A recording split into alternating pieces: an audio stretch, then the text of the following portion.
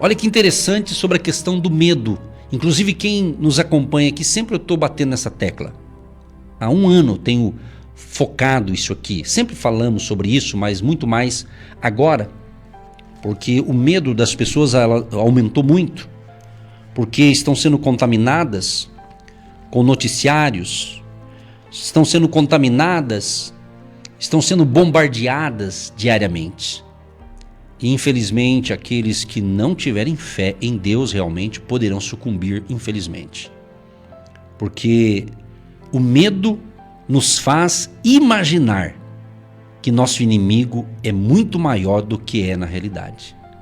Então a pessoa que fica amedrontada com situações, com doenças, com isso ou com aquilo, se ela não entender o agir de Deus na vida dela e crer, então o medo piora a sua imaginação. Você começa a ver coisas onde não tem. Como eu digo sempre numa linguagem simples. Você começa a ver bicho onde não tem. Você começa a ver coisas terríveis onde não existe. Outro dado interessante aqui, que o medo faz nossa esperança ressecar e morrer. Por isso que tem muita gente que diz, eu não tenho esperança. Por quê? Às vezes foi o medo que matou a esperança dessa pessoa. No início da semana, na segunda-feira, que a gente inicia a programação aqui, eu ainda fiz perguntas durante a semana. Qual é a sua expectativa para a semana? Qual é a tua expectativa para o mês de fevereiro? E muitos responderam. Muitos disseram, olha, eu tenho gratidão, é fé, é confiança, é isso, aquilo. Várias pessoas compartilharam o seu pensamento. Mas o medo é uma ferramenta devastadora de Satanás, com que tem impedido milhões de levar uma vida vitoriosa, inclusive o povo de Deus. Parte do povo de Deus, não sei exatamente se é a metade, ou um pouco mais ou menos, não estão tendo uma vida vitoriosa, porque infelizmente eles não acreditam na promessa de Deus. E eles dão voz ao medo. Interessante, à luz da Bíblia, eu separei aqui, não vou ler, mas Números, no livro da Bíblia, no Antigo Testamento, Números, capítulo 13, fala justamente quando Deus fala para Moisés escolher 12 homens, cada um líder das tribos ali de Israel, para que esses 12 homens tivessem uma missão de averiguar, de verificar como que era Canaã. A terra que Deus já tinha dado para eles, mas era necessário verificar. E interessante que quando a gente olha aqui para o povo de Israel, que para a gente é importante essa história, porque nós também estamos numa caminhada, que a viagem dos israelitas em direção a Canaã tem sido contada inúmeras vezes. Quantas vezes estamos falando sobre isso? Interessante que eles deixaram o Egito debaixo de uma torrente de milagres. Eles saíram do Egito sobre a poderosa mão de Deus e milagres extraordinários. Eles viram, eles contemplaram o agir de Deus ali.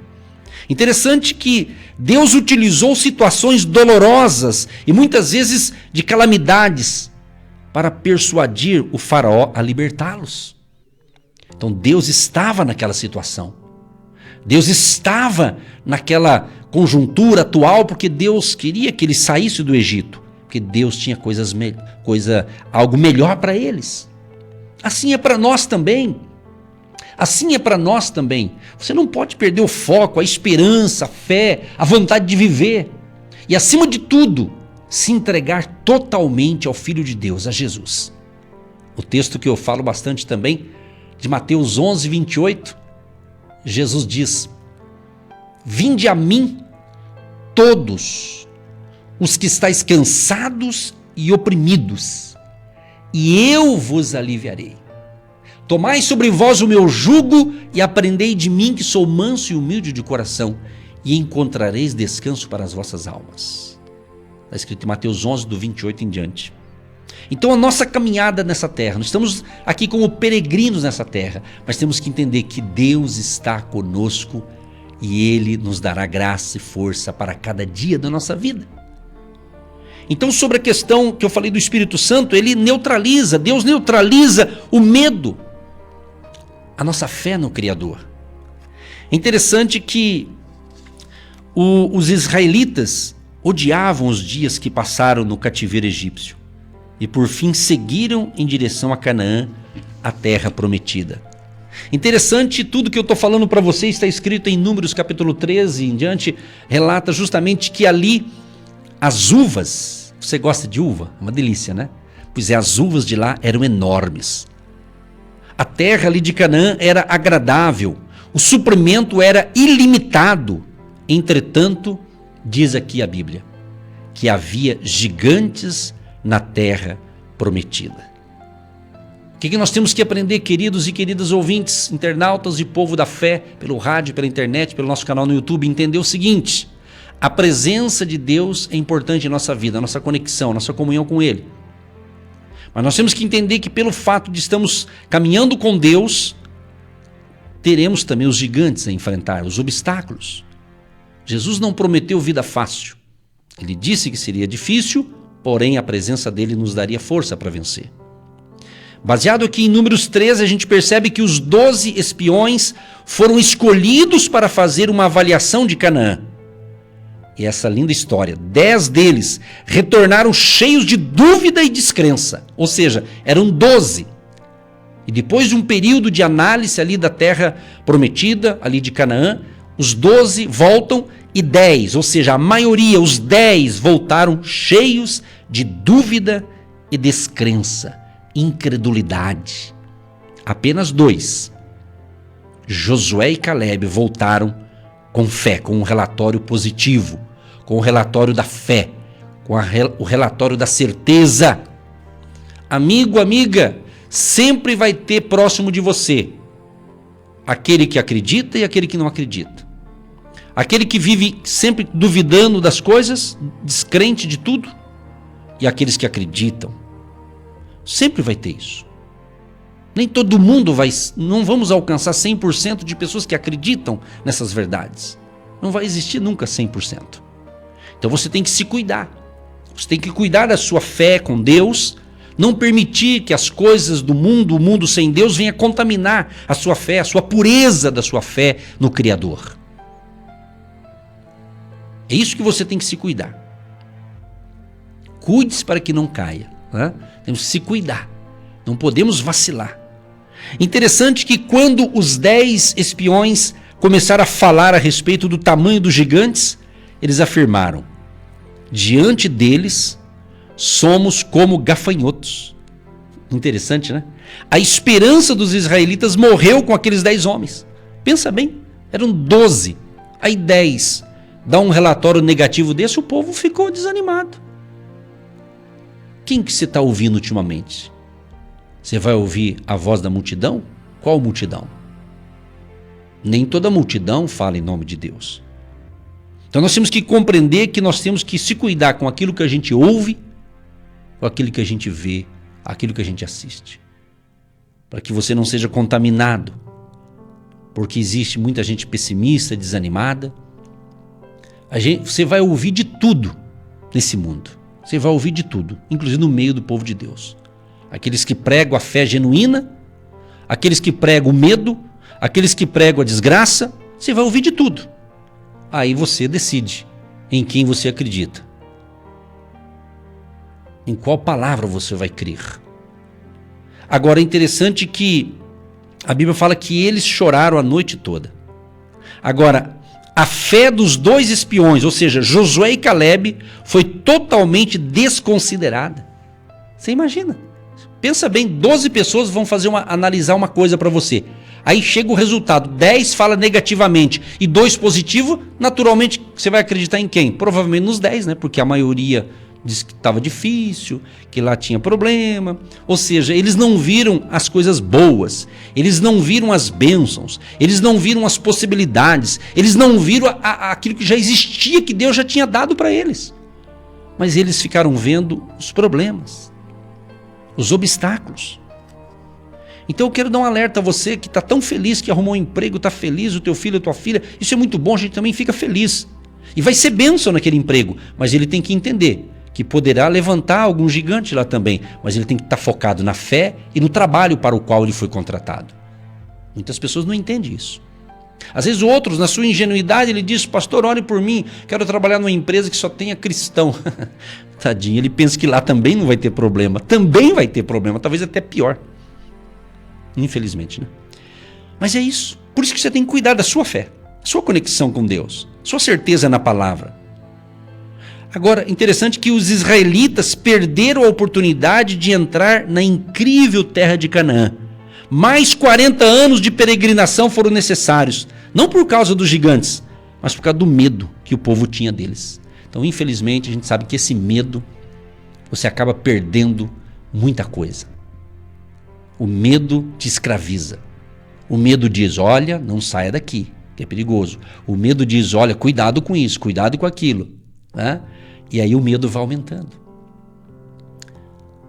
Estou falando daquele medo obsessivo, medo que você fica cego espiritualmente e não consegue enxergar as promessas de Deus. Interessante que os gigantes não podem nos destruir, mas nosso medo dos gigantes é que vai destruir. Esse é o detalhe. Então o gigante aqui representa os problemas, ou seja, os problemas não vão me destruir, os problemas também não vão destruir você, mas o medo pode, o medo do problema, o medo do desemprego, o medo disso, o medo daquilo. Então o medo é que vai destruir você. Então você tem que vencer esse medo. Eu separei aqui para nossa conclusão, esse assunto aqui ele é inesgotável, né? Muita coisa boa. Mas eu separei alguns aqui. Alguns fatos que devemos saber a respeito do medo. Olha que interessante, um deles aqui. O medo muda nosso foco espiritual. O medo enfraquece nossa determinação e nossa vontade. O medo é um inimigo mais ardiloso do que Satanás. Semeie o medo. Então preste atenção, eu não vou falar aqui porque eu gosto de manter uma certa ética, mas há algo sendo já arquitetado no mundo, isso é no mundo inteiro, não é só no Brasil, né? Justamente para deixar toda a população mundial medrosa. Aí quando você está com medo, você assume qualquer proposta deles, de um sistema que existe. Então em quem você vai acreditar? Confie na palavra.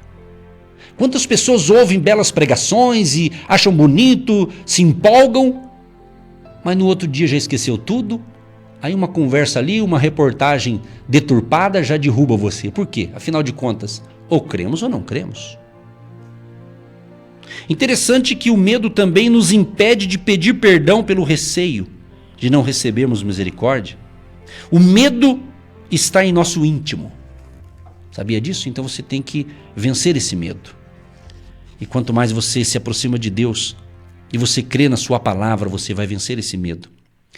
Em 2 Timóteo capítulo 1, verso 7 diz: pois Deus não nos deu espírito de covardia, mas de poder, de amor, de equilíbrio.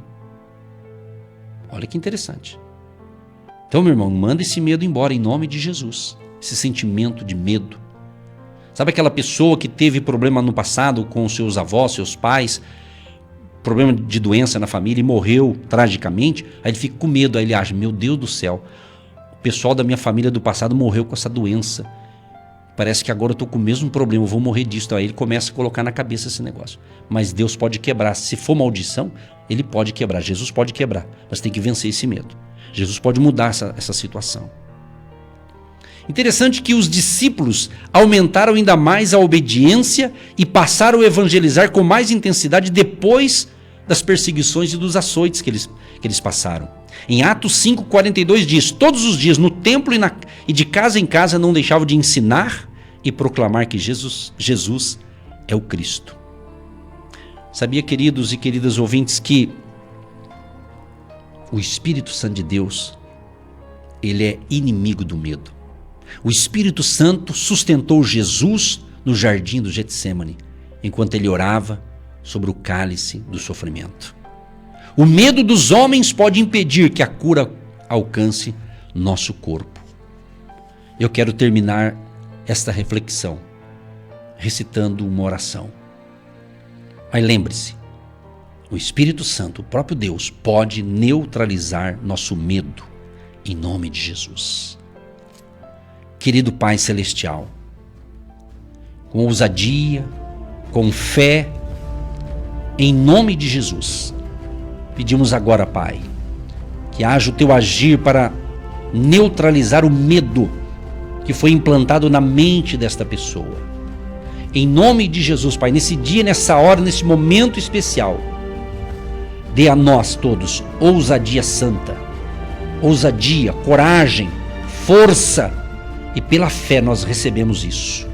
Queremos, Pai, que o teu amor enche o nosso coração, porque nós sabemos que o Senhor nos ama e o Senhor tem propósitos, planos maravilhosos para a nossa vida, e nós declaramos o nosso amor ao Senhor Jesus.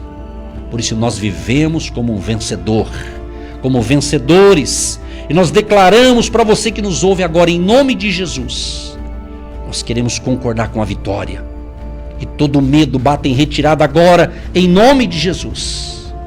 Cura, restaura, Senhor, o ânimo do povo, e a bênção da saúde, paz, alegria esteja nos corações. Pai, perdoa os nossos pecados e os pecados daqueles que estão neste momento se entregando totalmente ao Senhor Jesus. Escreve o nome dessa pessoa, se ainda não está salva, Pai. Perdoa os seus pecados. Escreva o nome deste homem, desta mulher, dessa pessoa no livro da vida. E a partir de hoje ele viva uma vida de fé, de coragem, de ânimo, de força que vem do Espírito Santo de Deus. Assim oramos e te agradecemos por mais uma semana de fé e milagres. Em nome de Jesus. Amém. Milhares de pessoas têm sido abençoadas através do programa Agindo Deus, quem impedirá? E hoje é o dia do seu milagre. Eu queria saber o que é fé, saber o que é ter fé. Então eu descobri o sabor do amor. Agindo Deus, quem impedirá? Deus, o choro pode durar uma noite, mas a alegria vem pela manhã. Eu queria saber o que é fé, fé em Jesus de Nazaré. Gente querida, olha, muito obrigado. Enquanto eu estava ministrando aqui, tá chegando muitas mensagens, mas já encerramos nosso horário aqui. Lembrando, de segunda a sexta, das 8h30 às 10 aqui pela AM. De segunda a sexta, às 18h15, 13 minutinhos de fé pela AM e FM também. E o nosso site, né? agindodeusquemimpedirá.com.br. Um grande abraço, um ótimo final de semana e até segunda para você que me acompanha aqui pelo rádio. E daqui 10 minutinhos estou ao vivo em 5 minutinhos de live pelo nosso canal no YouTube.